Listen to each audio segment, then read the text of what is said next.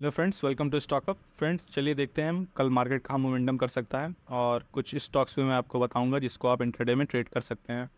तो फ्रेंड्स, जैसा कि हम देख रहे हैं कि मार्केट ने आज लास्ट टाइम में मोमेंटम किया है और ये हम अपने 20 डे ईएमए के नीचे आ गया है, तो जो कि एक वीक साइन को दर्शाता है। तो ये हम निफ्टी का चार्ट देख रहे हैं, तो इसको हम देखते हैं कि हम इंट्राडे में इसको कैसे प्ले कर सकते हैं। तो इसको मैं 15 मिनट पे ले आता हूँ। देखिए, जैसे कि मैं कह रहा हूँ कि ये लास्ट टाइम में ही पूरा मोमेंटम किया है और डे लो के आसपास ही आके क्लोज हुआ है, तो ये मार्केट को काफ़ी वीक दिखाता है। और ये एक रेंज में कई दिनों से फंसा हुआ है मार्केट। मैं आपको रेंज दिखाता हूँ। ये देखिए, ये रेंज हो गई और एक ये रेंज हो गई। ये दोनों ही रेंज के बीच में मार्केट फंसा हुआ है। तो इसमें आपको कुछ नहीं करना है। जब तक ये रेंज ब्रेक ना हो तब तक आपको इंट्राडे में बड़ी मूवमेंट को एक्सपेक्ट नहीं करना है, और चाहे ये नीचे की तरफ क्लोज हो या ऊपर की तरफ क्लोज हो। तो ऊपर की तरफ तो मुझे कम ही लगता है, क्योंकि आज ये डे लो के आसपास क्लोज हुआ है, तो हो सकता है ये सीधा ये आगे भी मोमेंटम कर दें।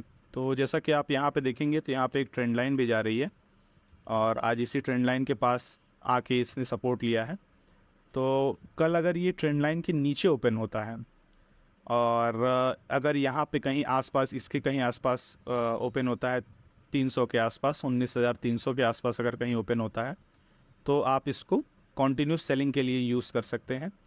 टारगेट के लिए आपका ये येलो लाइन रहेगा, तकरीबन आपका 232 230 तक का। ये यहाँ तक का आपका टारगेट का रहेगा। और अगर इसके बाद ये कोई प्राइस एक्शन बनाता है, मैं आपको बताता हूँ, कुछ इस टाइप का अगर ये प्राइस एक्शन बनाता है, ये इस टाइप का कुछ प्राइस एक्शन बनाता है, तो आप यहाँ पे फिर एक ट्रेड इनिशिएट कर सकते हैं या आप ट्रेलिंग का भी यूज़ कर सकते हैं। और ऊपर के लिए जैसा मैं आपको बता रहा हूँ, ऊपर के लिए आपका ये लाइन जो है, इसके अगर ऊपर ये निकलता है और कुछ प्राइस एक्शन दिखाता है, जैसा रिटेस्ट टाइप का अगर कुछ प्राइजेक्शन दिखाता है, तो ही आप यहाँ पे बाय करेंगे, और वो भी हाफ क्वांटिटी बाय करेंगे केवल यहाँ तक के टारगेट के लिए। क्योंकि मार्केट ने आज मोमेंटम दिया है नीचे का, और अगर कल वो ओपन होता है ऊपर, तो दिक्कत में आएगी मार्केट और यहाँ पे आके फिर वो रेजिस्टेंस फेस करेगा। तो आप यहाँ तक का ही टारगेट रखिएगा, ज़्यादा ऊपर का टारगेट मत रखिएगा।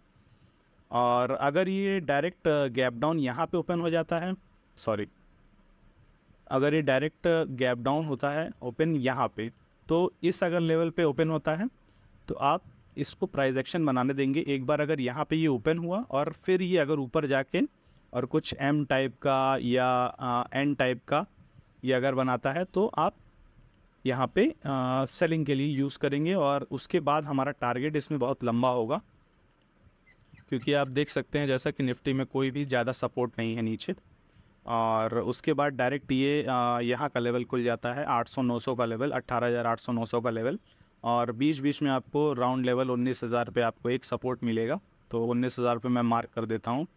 और ये आपका 19,100 पे और 19,000 पे आप राउंड लेवल पे पकड़ सकते हैं, क्योंकि वहाँ पे वो थोड़ा सा रिएक्ट करेगा मार्केट। तो और 19,000 पे अगर ये प्राइस एक्शन बना देता है, तो आप इसको डायरेक्ट सेलिंग के लिए ले जा सकते हैं। 19,000 पे अगर वो आता है और कोई इस टाइप का प्राइस एक्शन बनाता है यहाँ से, एक मिनट, सॉरी, ये यहाँ पे आके और कुछ इस टाइप का प्राइस एक्शन बनाता है अगर 19,000 पे, तो आप यहाँ पे ट्रेलिंग का यूज़ या नई एंट्री भी आप ले सकते हैं। लेकिन 19,000 पे आप ध्यान दीजिएगा कल, क्योंकि एक्सपायरी है, तो हो सकता है 19,000 के लेवल को एक बार वो क्रॉस करे और क्रॉस करके वापस वो 19,000 पे चला जाए। तो जब वो वापस 19,000 पे जाए और फिर उसके बाद जब वो क्रॉस करे, तो ही आप यहाँ पे कोई पोजीशन बनाने की सोचिएगा। तो चलिए फिर हम देखते हैं बैंक निफ्टी को। और हम बैंक निफ्टी को देखते हैं पहले डेली पे। तो बैंक निफ्टी भी जैसा आप देख रहे हैं, बैंक निफ्टी भी एक अच्छी खासी रेड कैंडल बनाया है और वो भी 20 EMA के नीचे आ गया है। तो बैंक निफ्टी भी काफ़ी वीक हो चला है। तो बैंक निफ्टी के लिए अब जो सपोर्ट आएगा, बड़ा सपोर्ट, वो यहाँ पे आएगा तकरीबन 43,700 पे। तो अभी 44,200 पे मार्केट चल रहा है, तो मतलब 400-500 पॉइंट की मोमेंटम आपको कल मिल सकती है। तो चलिए देखते हैं हम इंटरडे में इसको कैसे प्ले कर सकते हैं। तो देखिए ये भी लास्ट टाइम में ही ज़्यादा हालांकि ये आज सुबह से ही गिर रहा था मार्केट, लेकिन लास्ट टाइम में इसने ज़्यादा मोमेंटम किया है। तो अगर आपने सुबह में इसको ट्रेड भी किया होगा तो हो सकता है आपके एसएल ही उठी हुए हों, क्योंकि ज़्यादा इसमें मोमेंटम थी नहीं। ये सेकंड हाफ में ही ज़्यादा मोमेंटम दिखाया 2 बजे के बाद ही। तो ये भी निफ्टी की तरह ही एक रेंज में फंसा हुआ है कई दिनों से। एक इसकी लोअर रेंज ये है और अपर रेंज ये है। तो जैसा कि आप देख रहे हैं कि ये दोनों ही इंडाइसेस एक रेंज में फंसे हुए हैं, तो कल एक या तो इन दोनों को ब्रेक करने के बाद एक ट्रेंडिंग मार्केट आ सकता है, या तो ये केवल साइडवेज में ही पूरा दिन बिता सकता है। और हो सकता है सेकेंड हाफ में आपको कोई मोमेंटम मिले। तो अगर सेकेंड हाफ में कोई मोमेंटम मिलता है तो ही आप इसे कैच कीजिएगा। और बाकी अगर बैंक निफ्टी में हमें प्ले करना हो तो हमें ध्यान देना होगा कि सबसे पहले ये लेवल टूटना चाहिए। ये जो आपका येलो लाइन है इसे टूटना चाहिए, और इसे टूटने के साथ ही आप इसको सेल कर सकते हैं, क्योंकि ये कई बार यहाँ पे टेस्ट कर चुका है। जैसा कि हम आपको दिखा दें, ये कई बार इस लाइन पे टेस्ट कर चुका है। तो इसको आपको टूटने के साथ ही आप इसको ट्रेड कर सकते हैं। इसके आपके टूटने के साथ ही ट्रेड कर सकते हैं, या अगर ये रीटेस्ट पे आ जाता है तो आप अच्छी क्वांटिटी भी उठा के ट्रेड कर सकते हैं। तो फिर देखते हैं दोस्तों हम कि अपर रेंज में क्या हो सकता है। अपर रेंज में जब तक ये लेवल डिसाइसिवली टूटे ना, डिसाइसिवली का मतलब ये हो गया कि ये यहाँ पे जाए और फिर यहाँ पे एक रीटेस्ट लेके कुछ प्राइस एक्शन बना के, चाहे ये डब्ल्यू का प्राइस एक्शन यहाँ पे बना के, और तब जब ये ऊपर क्रॉस करेगा, इसके ऊपर क्रॉस करेगा, तो ही हम इसमें बाय का सोचेंगे। डायरेक्टली अगर ये क्रॉस कर रहा है, डायरेक्टली यहाँ से आके क्रॉस कर रहा है, तो हम इसमें बाइंग का नहीं सोचेंगे। तो ये हो गया आपके अपर रेंज का। और अपर रेंज में क्योंकि इसने कई बार यहाँ पे रिटेस्ट नहीं लिया है, तो अपर रेंज में ये आपका अगर यहाँ से ये ब्रेक भी करता है तो सेकंड टारगेट आपका यहाँ के कहीं आसपास आएगा। मतलब यहाँ से आपको 200-250 पॉइंट ऊपर में मिल सकते हैं। और अगर नीचे में इसने ये ब्रेक किया तो आपको यहाँ से 400-500 पॉइंट्स की मूवमेंट को देखना चाहिए टारगेट के लिए।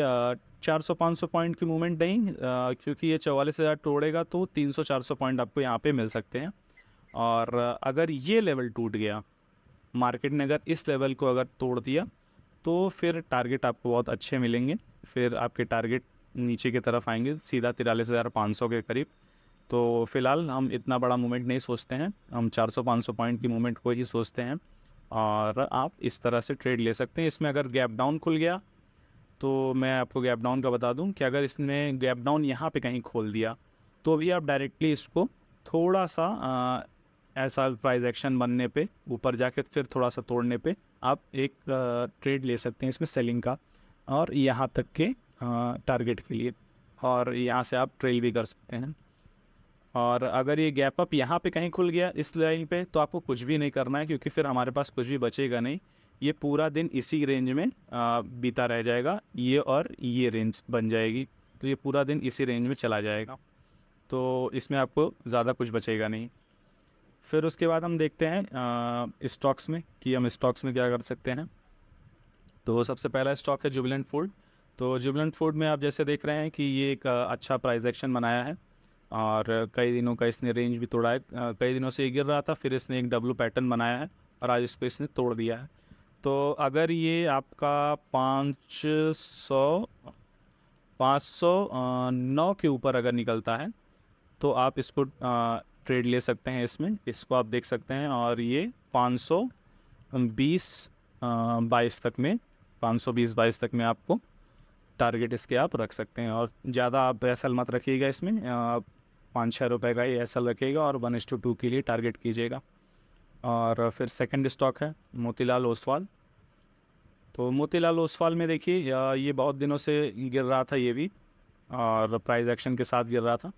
तो अभी इसने ये जो रिसेंट ये किया है एक 20 EMA पे इसने एक बुलिश आरामी पैटर्न भी बनाया है, और ये ऊपर जा रहा है। तो यहाँ तक के हम टारगेट के लिए इसको प्लान कर सकते हैं, और 3 से 4 रुपए का आप इसमें भी एसएल रखिएगा, और यहाँ तक के टारगेट के लिए आप इसको प्लान कर सकते हैं। ये आपका टारगेट होगा, मतलब 915 के करीब आप इसको टारगेट कर सकते हैं, और आप इसको 902 या 903 से आपको एंट्री के लिए देखना है, और आपको 1:2 का कम से कम टारगेट आप बना के चलिए। फिर उसके बाद दोस्तों आता है तीसरा स्टॉक, जो कि है इंडियन बैंक। ये हम सेलिंग के लिए देखेंगे। तो जैसा कि हम देख रहे हैं इसमें ये बहुत दिनों से ऊपर जा रहा था, फिर इसने अब यहाँ पे एक हेड एंड शोल्डर या तो ये बनाएगा, एक ये ऐसा प्राइस एक्शन बन सकता है, और या तो अगर ये डायरेक्ट इसके नीचे आना शुरू कर दिया कल, यानी कि आपके 380 के नीचे अगर इसने आना शुरू कर दिया, तो आपको अच्छे टारगेट्स मिल सकते हैं तकरीबन यहाँ तक के। तो इसमें भी हम 3 से 4 रुपए का एसएल रखेंगे, क्योंकि ये आज 20 EMA को क्रॉस कर गया, इसके नीचे क्लोजिंग दिया है, तो हो सकता है ये डायरेक्ट सेलिंग के लिए भी आ जाए। और अगर ये ओपन होता है 385 पे, अगर ये ओपन होता है तो हम इसको इग्नोर कर देंगे और हम बाकी दो स्टॉक्स को देखेंगे। और अगर ये 378 के नीचे आने लगता है तो आप इसको सेलिंग के लिए देख सकते हैं। और इसके टारगेट्स मैं आपको बता देता हूँ। इसके टारगेट्स आपके तकरीबन 348, यानी कि आप तकरीबन मान के चलिए 350 के करीब इसके टारगेट्स होंगे, 378 के नीचे अगर ये आना शुरू करता है। तो आज की वीडियो में दोस्तों बस इतना ही।